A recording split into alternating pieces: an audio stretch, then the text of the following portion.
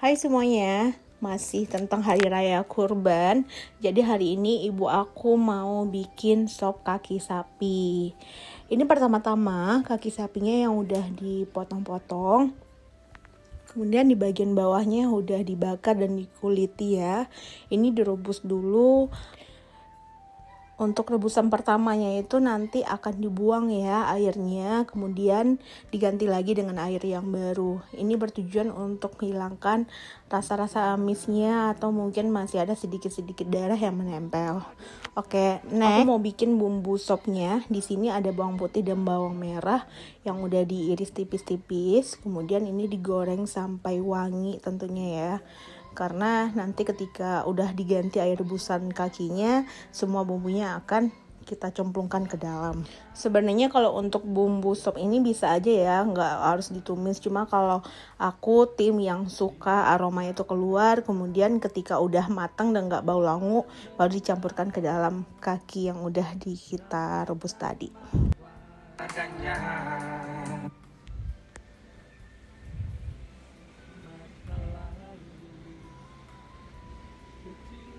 Ini terus diaduk ya sampai berubah warna dan sedikit layu antara bawang putih dan bawang merahnya.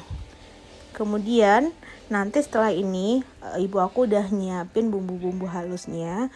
Itu bumbu halus yang terdiri dari kemiri, ketumbar, kemudian ada cengkeh, kapulaga. Itu bumbu-bumbu basic yang bisa kalian dapatkan di pasar, atau mungkin kalau seandainya kalian kesusahan, itu bisa kalian beli jadi saja di tukang bumbu ya.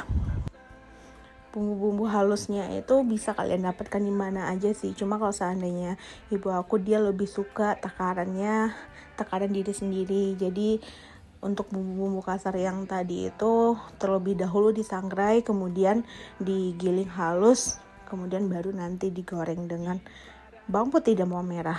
Ini penampakannya ya. Untuk takarannya bisa kalian sesuaikan saja lah. Bisa kalian beli di pasar berapa kalian mau, karena semakin banyak bumbu menurut aku itu semakin wangi dan semakin enak pastinya. Ini di kosrang-kasreng aja ya sampai benar-benar wangi, dan tambahkan sedikit minyak ke dalamnya, dan jangan lupa diaduk-aduk terus, takutnya nanti gosong di bawahnya. Kemudian ini saya tambahkan juga daun jeruk di dalamnya. Nanti juga bisa kalian tambahkan ada serai, kemudian ada daun salam. Ini mungkin aku kelupaan, tapi di dalam perebusan dagingnya nanti itu bisa ditambahin juga ya daun salam dan daun serainya. Sebenarnya kalau untuk kaki sapi seperti ini aku kurang suka sih sebenarnya. Paling juga setelah matang aku hanya makan satu kali aja, selebihnya itu ibu dan bapak aku, karena mereka emang suka ya dengan sup-supan kayak gini. Karena yang diincar itu adalah sumsum yang berada di dalam kakinya, katanya sih enak banget. Oke, next ini adalah bumbu sop atau minyak soto gitu ya, yang biasanya kalian bisa dapatkan di warung-warung bumbu orang Padang. Ini biasanya selalu ada dan ini wajib ada sih, karena ini kan soto ala-ala orang Padang ya. Dan ini aku masukin 1 bungkus aja.